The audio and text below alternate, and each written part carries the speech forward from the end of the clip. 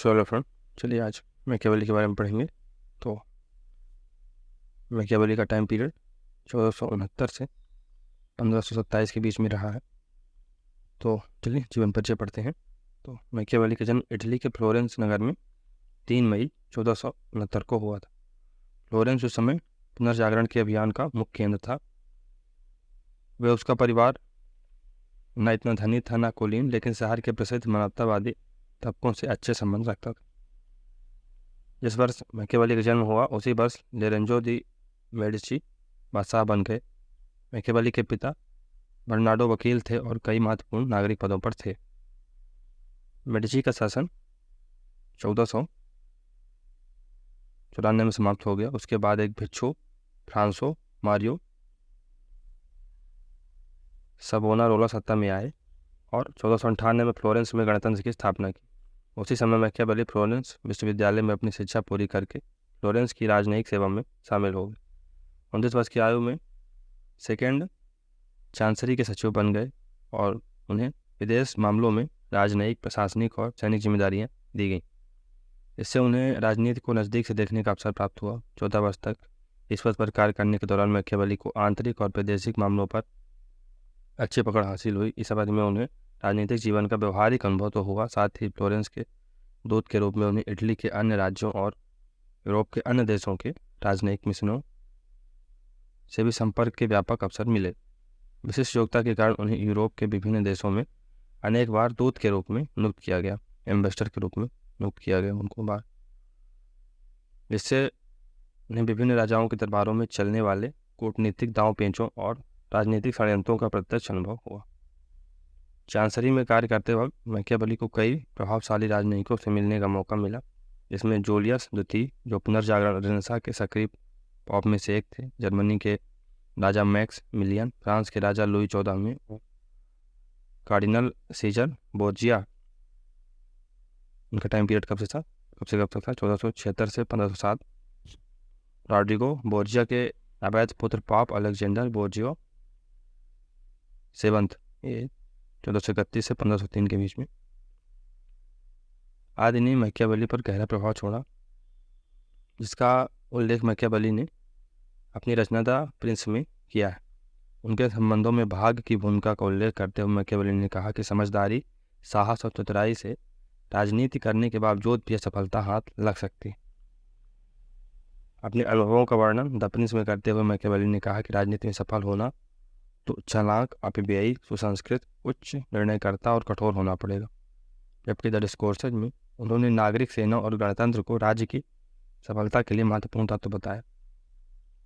1512 में फ्लोरेंस का पतन हो गया और मैकियावेली को 7 नवंबर 1512 को अपने पद से हटा दिया गया और उन्हें 1 वर्ष तक बंदी बनाए जाने का आदेश दिया गया। बंदी बनाए जाने के बाद मैकियावेली को कठोर यातनाएं दी गईं। मेडिची परिवार के सत्ता में आने के बाद उन्हें छोड़ दिया गया। उन्होंने मेडिची परिवार के लोरेंजो सेकंड दे मेडिची, लोरेंजो महान के पौध के प्रति द प्रिंस में आभार प्रकट किया। जेल से रिहा होने के बाद उन्होंने अपना वक्त चिंतन, इतिहास के पठन और राजतंत्र को समझने के लिए बिताया। 1520 में मैकियावेली को फ्लोरेंस विश्वविद्यालय में फ्लोरेंस के घटनाक्रम को लिखने की जिम्मेदारी दी गई, जो बाद में उनकी रचना फ्लोरेंस का इतिहास, हिस्ट्री ऑफ फ्लोरेंस 1925 के रूप में प्रकाशित हुई। उन्हें इस कार्य के लिए सवैतनिक नौकरी मिल गई थी। हिस्ट्री ऑफ फ्लोरेंस में मैकियावेली ने समाज में टकराव का कारण जनता और कुलीन शासकों के बीच टकराव को बताया। कार्ल मार्क्स ने भी मैकियावेली के इस रचना को महान बताया, क्योंकि इसमें पूंजीवादियों और गरीबों के बीच संघर्ष और गरीबों की तरफदारी से ही मानव खुशी संभव बताई गई। मैकियावेली को इतिहास में एक कुशल राजनयिक, विद्वान और नाटककार के रूप में याद किया जाता है। वो व्यक्तिगत जीवन में एक मित्रतापूर्ण व्यक्ति, गैर वफादार पति, प्रेमपूर्ण पिता, अच्छा वक्ता और मजाकिया भरोसेमंद मित्र थे। 22 जून 1527 को इस महान राजनीतिक चिंतक का देहांत हो गया। मैकियावेली की कब्र पर लिखा हुआ है कि कोई भी शब्द इस महान व्यक्ति की बराबरी नहीं कर सकते। कोई भी शब्द इस महान व्यक्ति की बराबरी नहीं कर सकते। मैकियावेली के चिंतन पर प्रभाव, पुनर्जागरण का प्रभाव रहा। दूसरा, यूरोप में शक्तिशाली निरंकुश राजतंत्रों की स्थापना। तीसरा, इटली की तत्कालीन दुर्दशा। और चौथा, धर्म सत्ता के विरुद्ध प्रतिक्रिया। आधुनिक राजनीतिक चिंतन के रूप में Machiavelli as a modern political thinker. Machiavelli ने राजनीतिक चिंतन को वैज्ञानिक और यथार्थवादी स्वरूप दिया। मैकियावेली ने धर्म और नैतिकता का पृथक्करण किया तथा संप्रभु राष्ट्र राज्य की अवधारणा दी। मैकियावेली यथार्थवादी राजनीतिक दर्शन प्रस्तुत करने वाला तथा आधुनिक राष्ट्र का अग्रगामी विचारक। उसने सैद्धांतिक रूप से राजतंत्रात्मक शासन व्यवस्था का समर्थन किया, लेकिन व्यवहारिक रूप से गणतंत्रात्मक शासन व्यवस्था का समर्थक। मैकियावेली ने मध्ययुगीन धारणाओं का विरोध किया, जिसमें पाप का प्रभुत्व सामंतवाद प्रमुख थी। मैकियावेली संप्रभुता की धारणा का परोक्ष प्रतिपादक माना जाता है। मैकियावेली को राजनीतिक चिंतक तो माना जाता है, लेकिन उन्हें राजनीतिक दार्शनिक नहीं माना जाता, क्योंकि इसके चिंतन में ज्ञान मीमांसा का तत्व नहीं है। मैकियावेली इटली के फ्लोरेंस नगर का रहने वाला था। यह शहर नरजागरण आंदोलन का केंद्र था। संपूर्ण रेनेसां मैकियावेली में है, ऐसा लास्की बोलते हैं। संपूर्ण रेनेसां मैकियावेली में। प्रोफेसर डनिंग ने कहा है यह फ्लोरेंस वासी अपने युग का शिशु है। प्रोफेसर डनिंग ने क्या कहा है? यह फ्लोरेंस वासी अपने युग का शिशु है। सिवाइन ने उसे युग परिवर्तन का शिशु कहा है। मैकियावेली को नव नीति विज्ञान या आधुनिक राजनीति चिंतन का जनक कहा जाता है। मैकियावेली को प्रथम आधुनिक राजनीतिक विचारक कहने का कारण यह है कि उसने राजनीति को नैतिकता और धर्म से पृथक कर दिया। तो पॉलिटिक्स को रिलीजन से सेपरेट कर दिया। अभी तक पॉलिटिक्स और रिलीजन साथ साथ चलते थे, और बहुत हद तक मिडिवल टाइम में रिलीजन पॉलिटिक्स को डोमिनेट करता था। लेकिन मैकियावेली एक ऐसा व्यक्ति था जिसने रिलीजन और पॉलिटिक्स को अलग अलग करने का प्रयास किया, यहाँ तक कि कर ही दिया। मैकियावेली नैतिकता का विरोधी नहीं, परंतु नैतिकता के प्रति उदासीन था। उसने लौकिक और आध्यात्मिक क्षेत्र को पृथक कर दिया। तो जो स्पिरिचुअल वर्ल्ड है और मटेरियल वर्ल्ड है, उसको उसने अलग अलग करने का प्रयास किया। राजनीतिक चिंतन को मध्यकालीन धार्मिक रूढ़ियों से मुक्त कर धर्मनिरपेक्ष राज्य यानी एक सेकुलर स्टेट की नींव रखता है। कौन? मैकियावेली। तो मैकियावेली इटली को फ्रांस, स्पेन, ब्रिटेन आदि यूरोपीय देशों की तरह राष्ट्र राज्य नेशन स्टेट बनाना चाहता था, पर धर्म और पॉप की सत्ता उसके मार्ग में रोड़ा थी। इसलिए वह इटली के नैतिक अपकर्ष के लिए मुख्य योगदान जनता, राजा व उच्च वर्ग का नहीं, बल्कि चर्च का मानता था। कि चर्च के कारण इटली का जो मोरल डिक्लाइन हुआ है, केवल चर्च के कारण हुआ है। चर्च मेन कल्प्रिट है।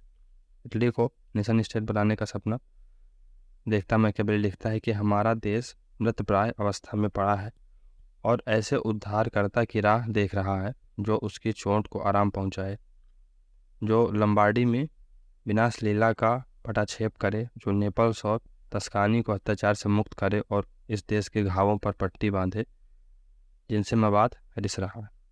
राष्ट्रवाद और राष्ट्र राज्य के रूप में इटली निर्माण के स्वप्न के कारण ही हेगल कहता है कि मैकियावेली महान एवं वास्तविक प्रतिभाशाली व्यक्ति था, जिसका उद्देश्य राष्ट्र राज्य स्थापना सर्वोच्च व महान था। मैन ऑफ जीनियस है मैकियावेली, ऐसा बोलते हैं कौन? हेगल। मैकियावेली कौटिल्य की तरह था। वह आदर्शवादी नहीं बल्कि व्यवहारवादी व यथार्थवादी था। अतः उसके विचार शासन कला यानी स्टेट क्राफ्ट पर है, न कि राज, उसकी उत्पत्ति, आदर्श राज्य आदि पर। गार्नर के अनुसार स्टेट शब्द जो कि स्टेटो से बना है, उसका प्रथम प्रयोग मैकियावेली ने किया। मैकियावेली राजनीति शास्त्र में यथार्थवाद यानी रियलिज्म का समर्थक था। उसने राजनीति में आदर्श की बजाय वास्तविक जीवन व शक्ति को प्रधानता दी है।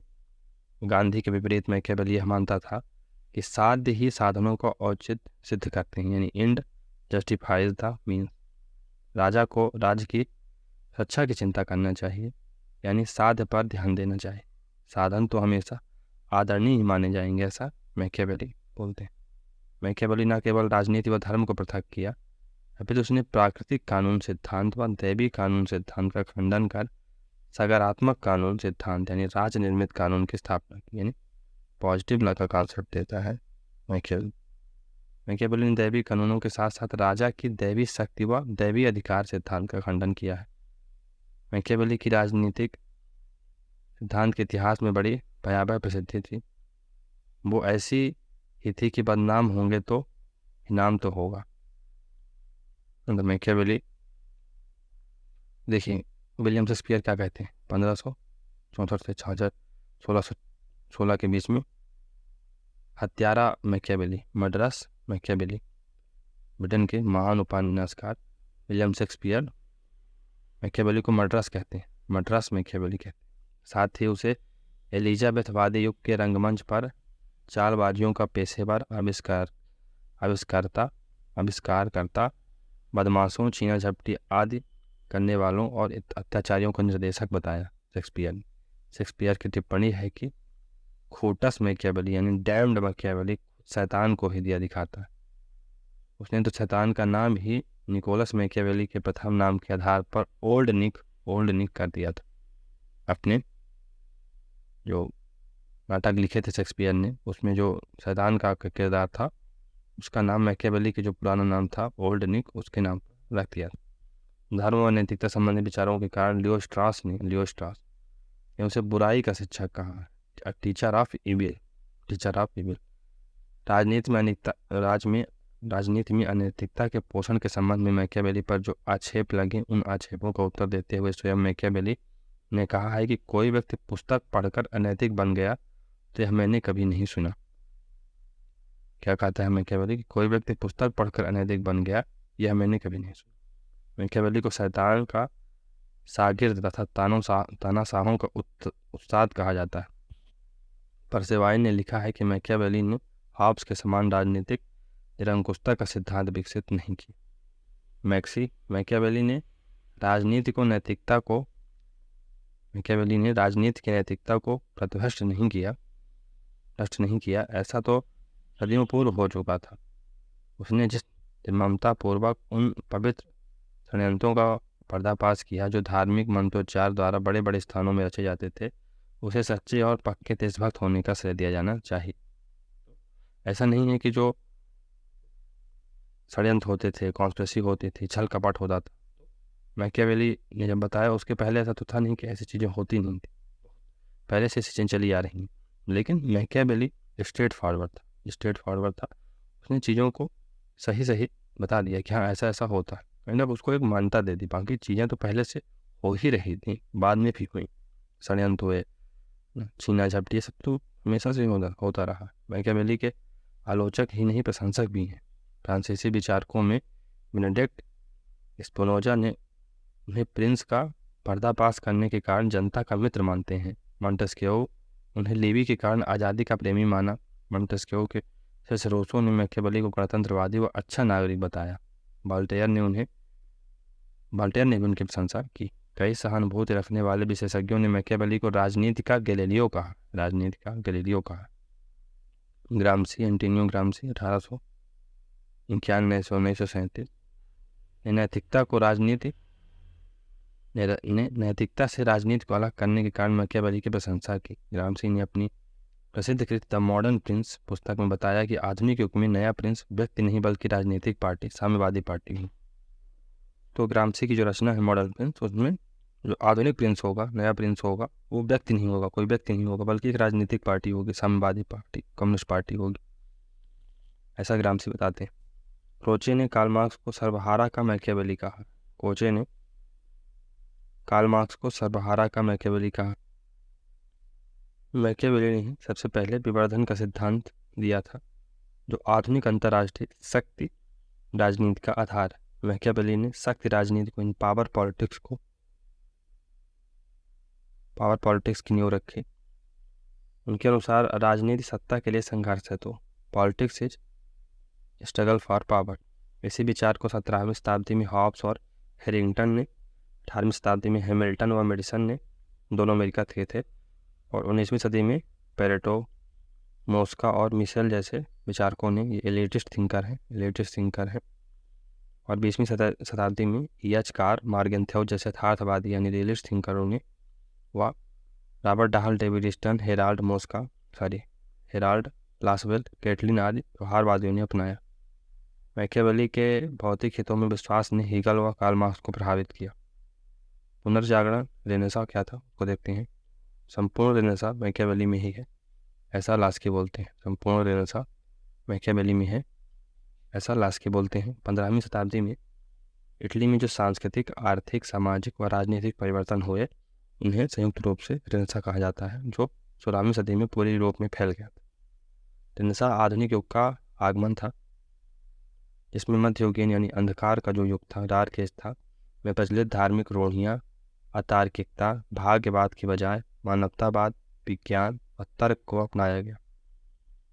इसी रेनेसां ने राष्ट्र, राज्य, औद्योगिकीकरण, पूंजीवाद, शहरीकरण और धर्मनिरपेक्षता की नींव डाली।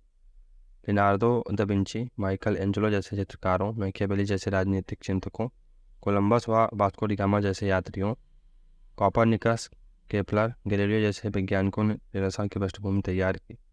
W.T. जोन्स मैकियावेली पुनर्जागरण का शिष्य था, ऐसा बोलते हैं। W.T. जोन्स मैकियावेली पुनर्जागरण का शिष्य था, चाइल्ड ऑफ रेनेसां था, चाइल्ड ऑफ रेनेसां मैकियावेली, ऐसा W.T. जोन्स बोलते हैं। प्रोफेसर डनिंग, यह फ्लोरेंस वासी अपने युग का शिष्य था। तो उस पर डनिंग क्या बोलते हैं कि यह फ्लोरेंस वासी यानी मैकियावेली व child of his age, Sabine युग परिवर्तन का शिष्य था, मैकियावेली को ऐसा मानते हैं। Sabine H.G. वेल्स ने 1910 में एक उपन्यास लिखा, उसका नाम क्या था? New Machiavelli, new Machiavelli. तो नेक्स्ट दोस्तों, मैकियावेली की अध्ययन पद्धतियाँ। तो मैकियावेलीज मेथड ऑफ स्टडी। मैकियावेली मुख्यतः ऐतिहासिक और अनुभवमूलक अध्ययन पद्धति का प्रयोग करता है। इसके साथ ही उसकी अध्ययन पद्धति निरीक्षात्मक या अवलोकनात्मक है, यानी ऑब्जर्वेशनल है, ऑब्जर्वेशनल। अरस्तू के बाद राजनीतिक अन्वेषण के क्षेत्र में इस पद्धति को अपनाने वाला मैकियावेली प्रथम विचारक था। डनिंग के अनुसार मैकियावेली की राय में राजनीतिक विज्ञान की सही विधि ऐतिहासिक पद्धति थी। डनिंग क्या कहते हैं कि मैकियावेली की पद्धति ऐतिहासिक, वास्तविक ना होकर आभासी है। सेबाइन क्या कहते हैं? सेबाइन ने मैकियावेली की पद्धति को ऐतिहासिक कहना भ्रमपूर्ण माना है। सेबाइन के अनुसार उसकी अध्ययन पद्धति पर्यवेक्षणात्मक थी, ऑब्जर्वेशनल थी। फिर कृतियाँ कौन कौन सी हैं? तो द प्रिंस है, ये 1532 में लिखी गई, द प्रिंस। मॉडर्न प्रिंस ग्रामसी की। डिस्कोर्सेस ऑन लिबी 1531 में लिखी जाती है। इस पुस्तक का पूरा नाम discourses on the first 10 books of the Titus Livius, art of war 1521 में आती है। History of Florence 1525। बेलफागोर ये नाटक है। मैकियावेली ने 1513 में द प्रिंस, लगभग 1516 में the discourses on Libby and लगभग 1521 में द आर्ट ऑफ वार लिखी थी। पर यह सभी पुस्तकें इनकी मृत्यु के बाद प्रकाशित हुई। उन्होंने जीवन के अंतिम वर्षों में हिस्ट्री ऑफ फ्लोरेंस पूरा किया था। द प्रिंस और डिस्कोर्सेस ऑन लिबी, इसके इन पुस्तकों के बारे में देखते हैं। राजनीतिक विचारों के संदर्भ में द प्रिंस व लिबी महत्वपूर्ण है। प्रिंस में सशक्त एवं निरंकुश राजतंत्र का समर्थन किया गया है, जबकि लिबी में गणतंत्र, रिपब्लिक व्यवस्था का समर्थन किया गया है। प्रथम में एक व्यक्ति का शासन, जबकि दूसरी पुस्तक का विषय स्वतंत्र नागरिकों द्वारा साम्राज्य का सृजन है। फ्रांस में इटली के पतनशील व्यवस्था का चित्रण है, जहाँ प्रिंस में इटली के पतनशील व्यवस्था का चित्रण है, जहाँ व्यवस्था स्थापना के लिए निरंकुश राजतंत्र आवश्यक है, जबकि लिबी में प्राचीन रोमन गणराज्य से प्रभावित है। मैकियावेली रोमन गणराज्य की स्थापना और सुशासन को आदर्श मानता था। द प्रिंस में मैकियावेली का आदर्श शासक है फ्रांस का सीजर बोर्जिया। वहीं प्रिंस फ्लोरेंस के शासक लोरेंजो दे मेडिसी को समर्पित है। लोरेंजो ने उसकी आशाओं पर पानी फेर दिया। न मैकियावेली का कुछ बना, न इटली का एकीकरण हुआ। द प्रिंस का इटालवी भाषा में शीर्षक इल प्रिंसिप्स है। इस ग्रंथ में 26 अध्याय हैं, यानी 3 भागों में बांटा गया है। पहला राजतंत्र, दूसरा किराए की सेना, कोंडोटिएरी, किराए की सेना है कोंडोटिएरी, तीसरा है राजदर्शन की व्याख्या। कोकर क्या कहते हैं कि इस यानी प्रिंस प्रसिद्ध कृति को इसलिए आधुनिक कहा जा सकता है क्योंकि इसके निष्कर्षों की पुष्टि इतिहास और समकालीन राजनीति के संदर्भों से की गई। प्रिंस में राज्य की एकता एवं सुरक्षा पर जोर दिया गया है। वहीं द डिस्कोर्सेस में आज़ादी व गणतंत्र पर जोर दिया गया। प्रिंस के सिद्धांत थ्रेसिमेका सत्य है कि विचारों से मेल खाते हैं। यथार्थवादी होने के कारण मैकियावेली राजनीति व राज्य को शक्ति के संदर्भ में समझाता है तथा उसकी नज़र में अच्छा सैनिक संगठन व अच्छे शस्त्र उतने ही जरूरी हैं जितने जरूरी अच्छे कानून होते हैं। ग्रामसी द प्रिंस के बारे में मूल बात यह है कि यह एक व्यवस्थित नहीं बल्कि जीवित रचना। तो ये एक ऑर्गेनिक या जीवित रचना, इसमें राजनीतिक विचारधारा और राजनीति विज्ञान मिथक का नाटकीय रूप धारण करते हैं। डिस्कोर्सेस ऑन लेवी में वर्णित गणतंत्री व्यवस्था को वो अपना सर्वोच्च आदर्श मानते हैं। गणतंत्री राज्य के लिए वे स्वतंत्र राज्य शब्द का प्रयोग करते हैं, जबकि गणतंत्र के लिए परतंत्र का। स्वतंत्र राज्य में लोग सद्गुणी होते हैं तथा वे स्वेच्छा से कानूनों का पालन करते हैं, जबकि परतंत्र राज्य में लोग शक्ति व दंड के भय से ऐसा करते हैं। आज़ादी के लिए सद्गुण आवश्यक। अरस्तु के समान वो भी मिश्रित संविधान के पक्षधर थे। उन्होंने रोमन गणराज्य को मिश्रित सरकार का अच्छा उदाहरण बताया। अरस्तु की तरह वो इतिहास के चक्रीय सिद्धांत में भी विश्वास करते थे। इसका तात्पर्य है कि परिवर्तन असंभावी है, इनएविटेबल है। कोई भी व्यवस्था स्थायी नहीं है, चाहे गणतंत्र हो या राजतंत्र। तो डिस्कोर्सेज में उन्होंने जनता की हिस्सेदारी, गणतांत्रिक आज़ादी व जन अधिकारों का जोरदार समर्थन किया है। तो उन्हें चुनाव में बड़ी आस्था थी। प्रिंस के मुकाबले मजिस्ट्रेटों के चुनाव में जनता कम गलती करती। मैकियावेली चर्च व पादरियों के अलावा सामंती कुलीन तंत्र के भी विरोधी थे, क्योंकि ये लोग निरंकुश व स्वतंत्रता विरोधी होते हैं, जबकि मैकियावेली का आदर्श गणराज्य व स्वतंत्रता थी। उसका मानना है कि गणतंत्र राजशाही की तुलना में अधिक स्वस्थ और सफल होता है। गणतंत्र ज़्यादा स्थिर, सुरक्षित व विस्तारवादी होते हैं। मैकियावेली अरस्तु की तरह मिश्रित संविधान वाले गणतंत्र को श्रेष्ठ शासन मानता है। डिस्कोर्सेज में वह कहता है कि जनता की आवाज़ ईश्वर की आवाज़ होती है। जनता का शासन यानी गणतंत्र प्रिंस के शासन राजतंत्र से अधिक उपयुक्त होता है। मैकियावेली का आदर्श गणतंत्र रोमन साम्राज्य था। रोमन साम्राज्य डिस्कोर्स व प्रिंस परस्पर भिन्न या विरोधी नहीं है, बल्कि दोनों में मानव स्वभाव को व्यक्तिवादी, प्रतिस्पर्धी, क्रूर और बेईमान माना गया है। शासन प्रणालियों का वर्गीकरण किस प्रकार करता है मैकियावेली? तो वर्गीकरण का आधार है लोगों का चरित्र, करेक्टर ऑफ पीपल। सद्गुणी लोगों के लिए गणतंत्र, जो वर्चुअस पीपल होंगे वर्चुअस पीपल के लिए रिपब्लिक, और जो बुरे लोग हैं, करप्ट लोग हैं, एविल पर्सन है, के लिए मोनार्की यानी गणतंत्र, राजतंत्र इम्पोर्टेंट है। तो गणतंत्र और राजतंत्र में क्या अंतर है? तो ये आदर्श रूप है, ये व्यवहारिक रूप। सद्गुणी और सदाचारी लोगों के लिए उपयुक्त है, ये भ्रष्ट और लोभित लोगों के लिए जरूरी है। रोमन साम्राज्य के लिए और ये इटली के लिए उपयुक्त है। तो मोनार्की इटली के लिए उपयुक्त है, क्योंकि इटली में कोई व्यवस्था नहीं है। तो इटली को व्यवस्थित करने के लिए, ऑर्डर में लाने के लिए, इटली में फिर से लॉ एंड ऑर्डर को मेंटेन करने के लिए मोनार्की की आवश्यकता है। क्यों? क्योंकि वहाँ के लोग भ्रष्ट और लोभी। वर्णन तो डिस्कोर्सेस ऑफ लिबियस में है इसका वर्णन इसका राजतंत्र का। मोनार्की का वर्णन कहाँ है? प्रिंस में। लिबी में नागरिक मांगों व अधिकारों का वर्णन है। द प्रिंस में राजा के गुणों, कर्तव्यों व शासन कला का वर्णन है। मैकियावेली के अनुसार सरकारों के प्रकार, types of government according to Machiavelli. शासन तंत्रों के अलावा सरकारों का वर्गीकरण मैकियावेली ने इस उद्देश्य से किया कि आदर्श शासन व्यवस्था को कायम रखा जाए। उसने अपने ग्रंथ डिस्कोर्सेस ऑन लिविंग में सरकारों का वर्गीकरण किया है। अरस्तु का अनुसरण करते हुए उसने सरकारों का शुद्ध व अशुद्ध रूप मानकर 6 भागों में विभाजित किया है। तो इस प्रकार है: सामान्य रूप राजतंत्र है यानी मोनार्की है, फिर कुलीन तंत्र है, एरिस्टोक्रेसी है, फिर गणतंत्र है यानी रिपब्लिक, और विकृत रूप तो परवर्टेड या डिस्टॉर्टेड फॉर्म कौन कौन से हैं? निरंकुश तंत्र यानी टाइटनी, फिर वर्गतंत्र यानी ओलिगैर्की, फिर भीड़ तंत्र यानी डेमोक्रेसी। ये सब परवर्टेड फॉर्म। डनिंग तो अरस्तु की भांति मैकियावेली का झुकाव गणराज्य व्यवस्था की ओर है, और इस संबंध में उसके विचार यूनानियों से मिलते हैं। राजतंत्र व गणतंत्र का समर्थक मैकियावेली कुलीन तंत्र का कट्टर विरोधी था, क्योंकि वह कुलीन तंत्र को राजतंत्र और मध्यम वर्ग का विरोधी मानता। सिवाय मैकियावेली ने गणतंत्र का जहाँ संभव हो और राजतंत्र का जहाँ आवश्यक हो समर्थन किया है, किंतु कुलीन तंत्र के संबंध में उसकी राय विपरीत है।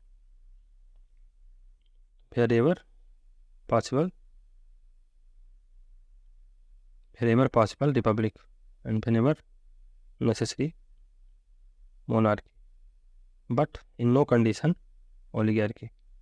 ओलिगार्की से बहुत ज़्यादा चिढ़ता था मैकियावेली। एरिस्टोक्रेसी क्यों? क्योंकि इसमें लोग आपस में सत्ता के लिए साजिश करने लगते हैं। तो ये बात मैकियावेली के राज संबंधी विचार। तो मैकियावेली स्टेट थॉट्स। मैकियावेली ने अपने आदर्श राज्य को कॉमनवेल्थ कहा। हॉब्स भी राज्य को कॉमनवेल्थ कहता है। मैकियावेली ने सबसे पहले राज्य की आधुनिक अवधारणा का प्रयोग किया। इसमें राज्य का अर्थ है मुख्यतः बेबेरियन अर्थ है, एक तरह का गैर व्यक्तिगत शासन जिसके पास बाध्यकारी शक्ति का एक क्षेत्र विशेष में एक अधिकार है। मैकियावेली राज्य सभी व्यक्तियों और संस्थाओं से श्रेष्ठ है। मैकियावेली ने राज्य को साधन और साथ दोनों रूपों में स्वीकार किया है। मैकियावेली राज्य को कृत्रिम संस्था मानता है जिसे मनुष्य ने अपनी असुविधाओं को दूर करने के लिए बनाया। मैकियावेली राज्य के आविर्भाव का कारण मनुष्य का स्वार्थ मानता है और इसी कारण राज्य की मुख्य विशेषता उसकी निरंतर विस्तार करना है। अरस्तू की भांति मैकियावेली भी राज्य को अन्य सभी संस्थाओं से उच्चतर स्थान प्रदान करता है। समस्त संस्थान राज्य के प्रति उत्तरदायी हैं, जबकि राज्य किसी के प्रति उत्तरदायी नहीं है। मनुष्य का सर्वोच्च कल्याण राज्य के अतिरिक्त और कोई भी संस्था नहीं कर सकती है।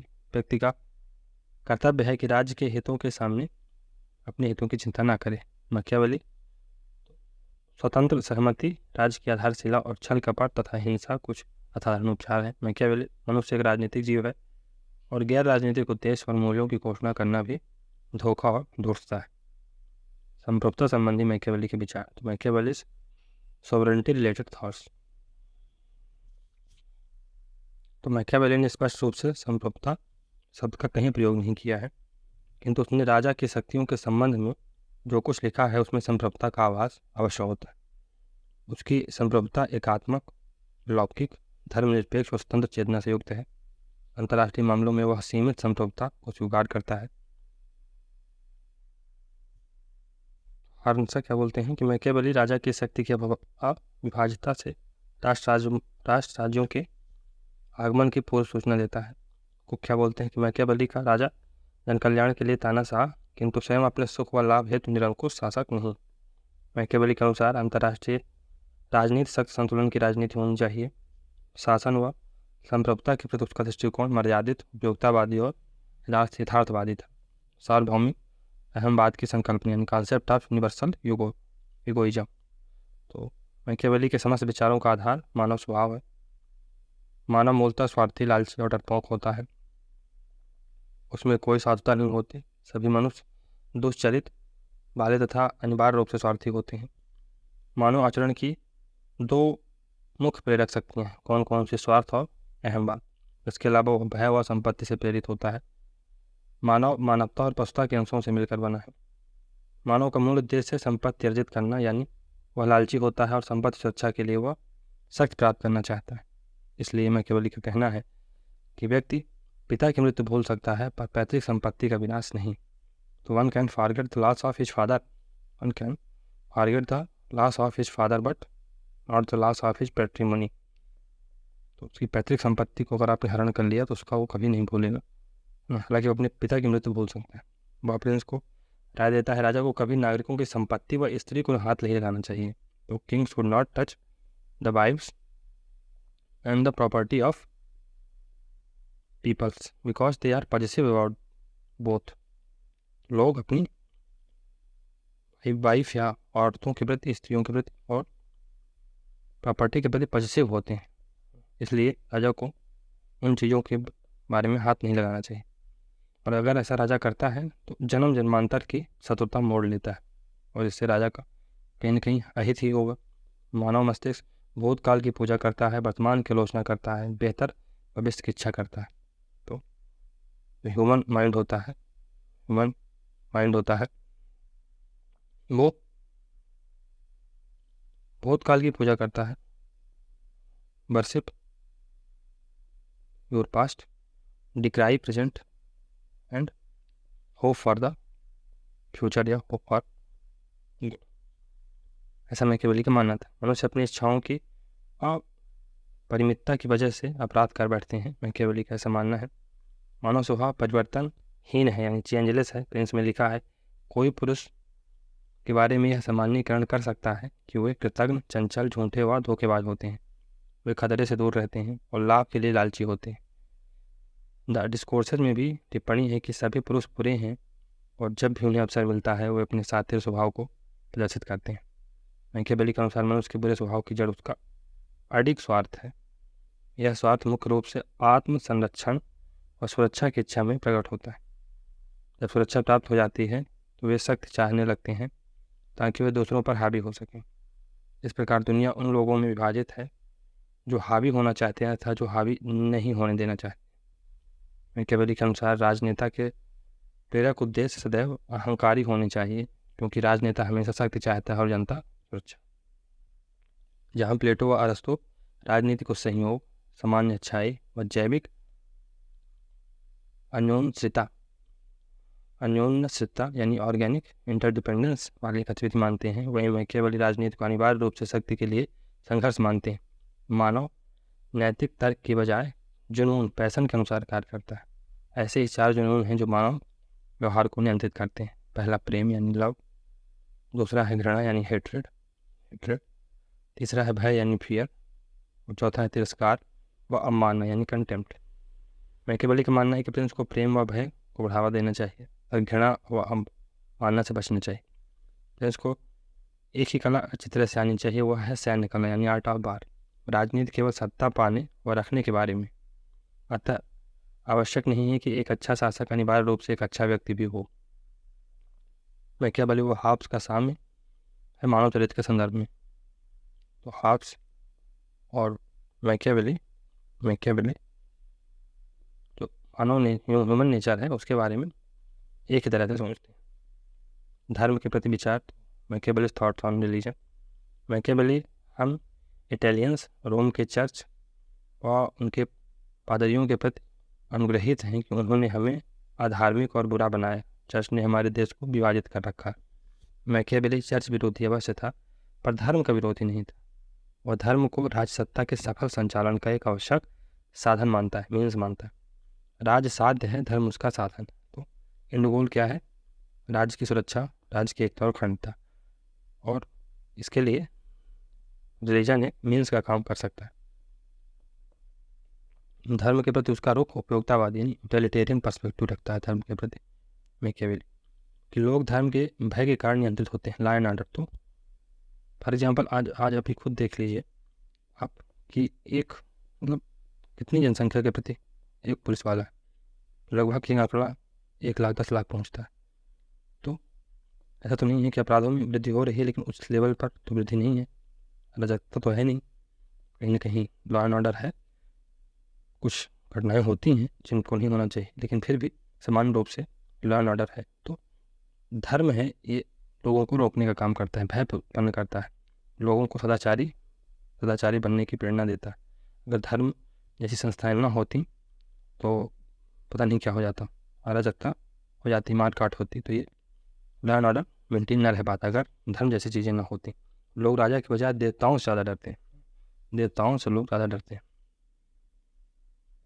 मैकियावेली जिस देश के लोग ईश्वर से नहीं डरते हैं वह विनाश के पथ पर अक्सर होता है। मैकियावेली जहाँ धर्म होता है वहाँ सेनाओं को शासन में तैयार करना और अनुशासित रखना ज़्यादा आसान होता है। भाई जब बाबर युद्ध लड़ता है संग्राम शाह से, तो जिहाद का नारा देता है, क्यों? क्योंकि धर्म एक बहुत बड़ी चीज़ होती है, बहुत बड़ी प्रेरणा का काम करता है किसी भी व्यक्ति के लिए।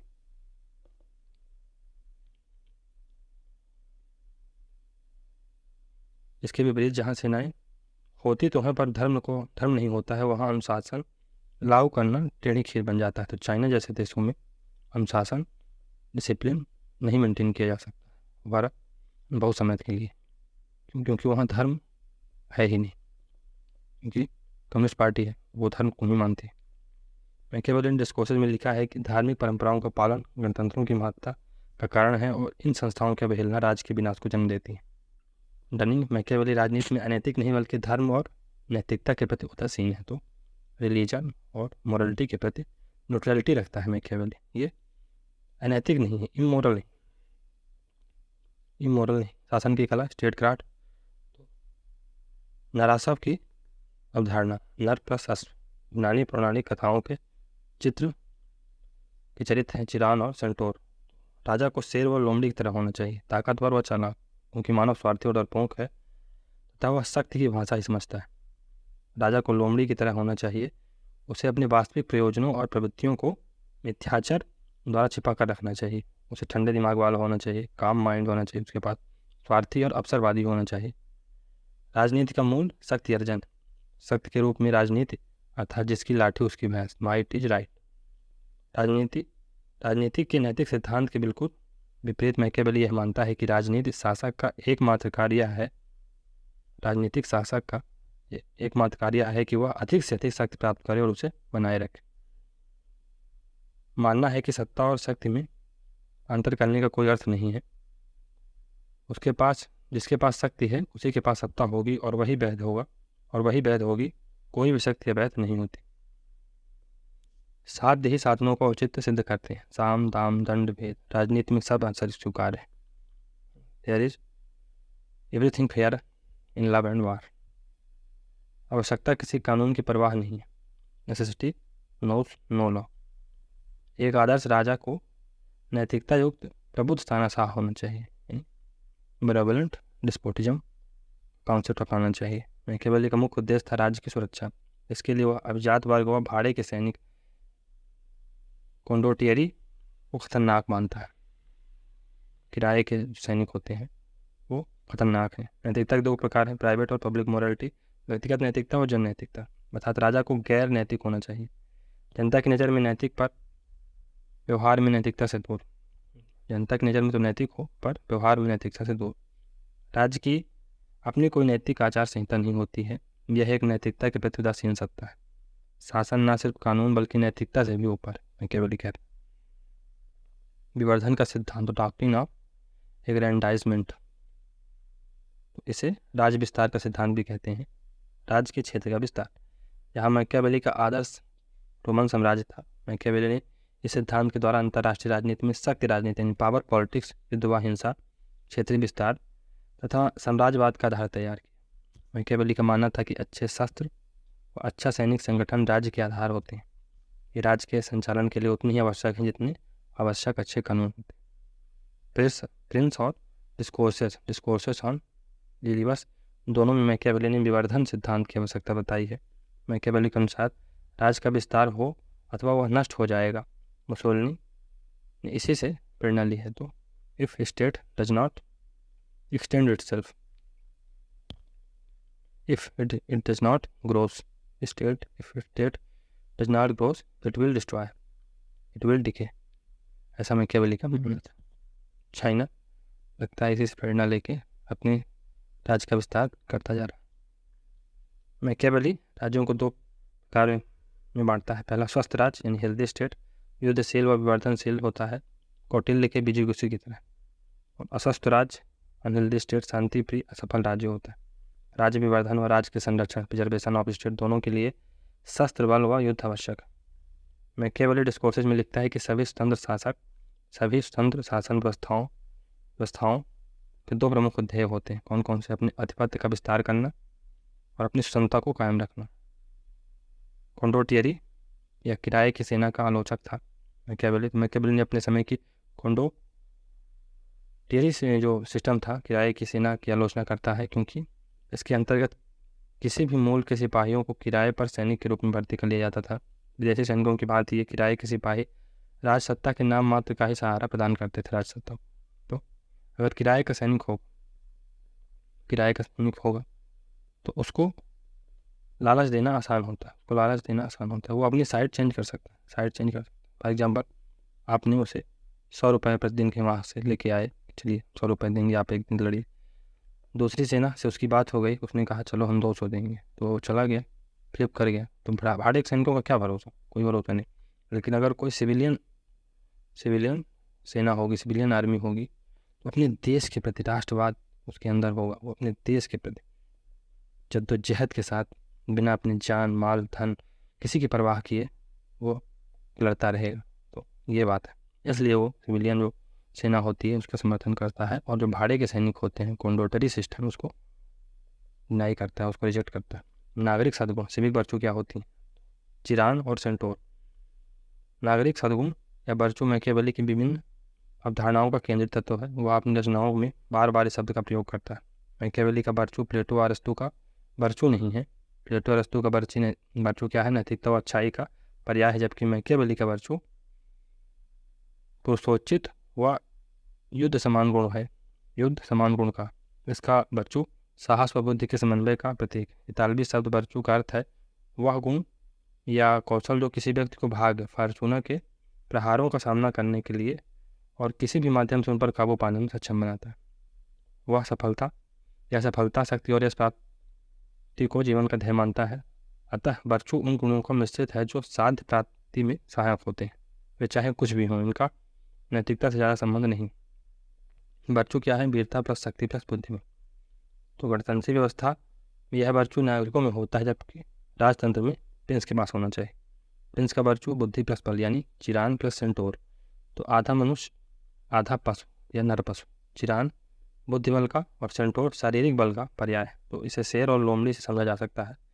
शेर फंदे से अपनी रक्षा नहीं कर पाता, जबकि लोमड़ी भेड़ियों से नहीं बच पाता। प्रिंस को फंदे से निकलने के लिए लोमड़ी जैसा चतुर होना चाहिए और भेड़ियों को भगाने के लिए शेर जैसा बहादुर। अभिजनवादी व्यवस्था यानी एलीट सिस्टम में इटालियन समाजशास्त्री विल्फ्रेड पेरेटो ने भी शेर व लोमड़ी वाले गुणों का समन्वय आवश्यक मानता है। पेरेटो के बारे में पढ़ेंगे, समझेंगे। भाग व सद्गुण की अवधारणा। तो कॉन्सेप्ट ऑफ फॉर्चून और वर्चू।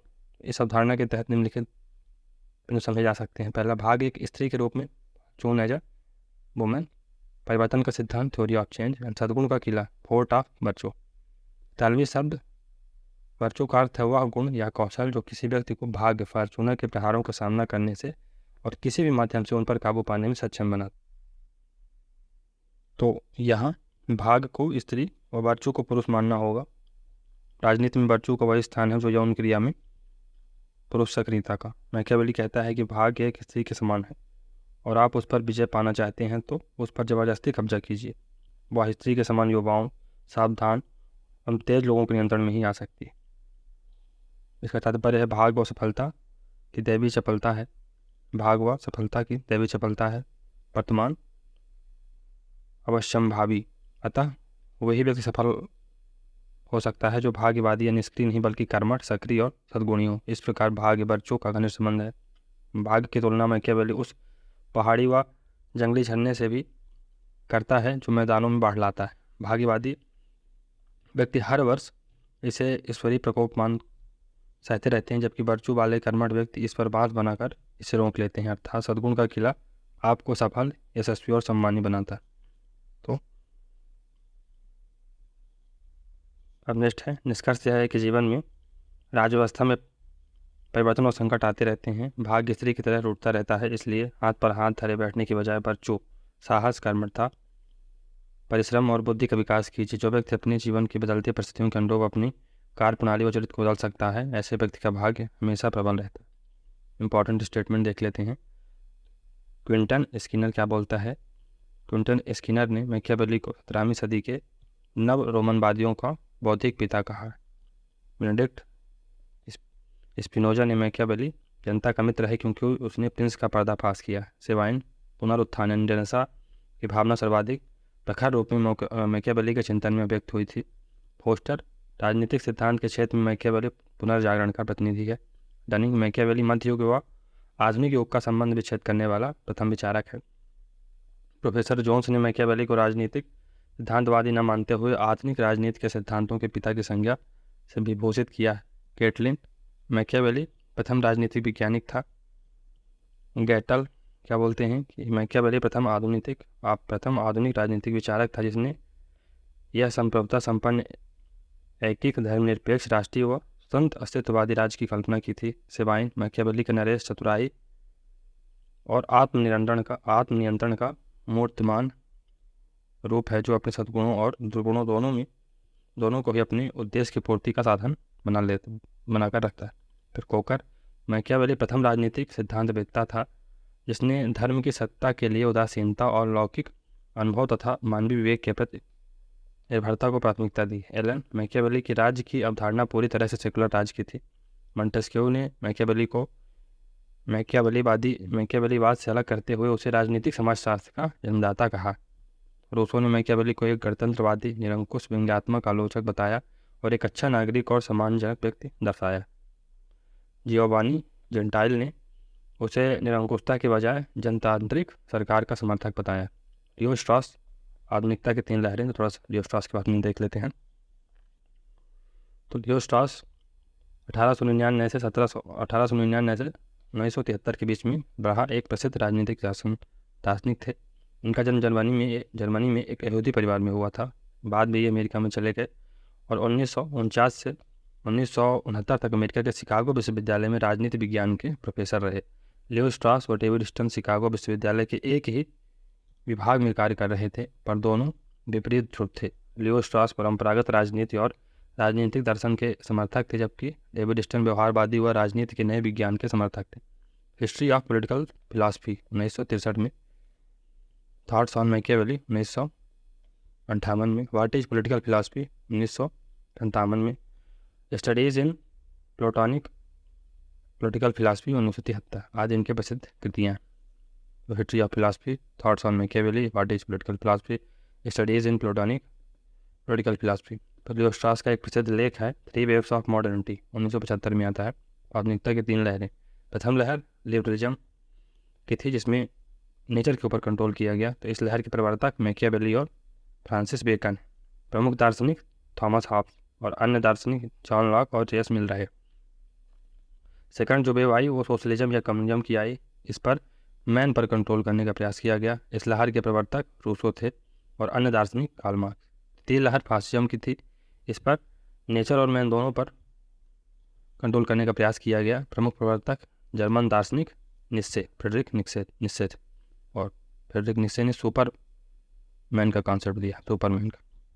इस लेख में लियो स्ट्रॉस ने लिखा है कि आधुनिकता का संकट आधुनिक राजनीतिक दर्शन का संकट है। आधुनिकता का संकट आधुनिक राजनीतिक दर्शन का संकट। चलिए दोस्तों, यहाँ से ये अपना मैकियावेली समाप्त होता है। तो बहुत महत्वपूर्ण नोट्स हैं दोस्तों, उनको अगर आप पढ़ेंगे तो इससे बाहर कुछ नहीं आएगा। और चलिए होप कि आप लोग इसको लाइक करेंगे। हालांकि उतना ज़्यादा उत्साह आप लोग दिखा नहीं रहे हैं इस सीरीज़ के प्रति, लेकिन फिर भी ये सीरीज़ चलेगी क्योंकि बहुत महत्वपूर्ण है और आप देखिएगा कि इस सीरीज़ से बहुत सारे क्वेश्चन फंसेंगे। तो चलिए मिलते हैं अगले सीरीज में, तब तक के लिए goodbye. Thank you very much for discussion.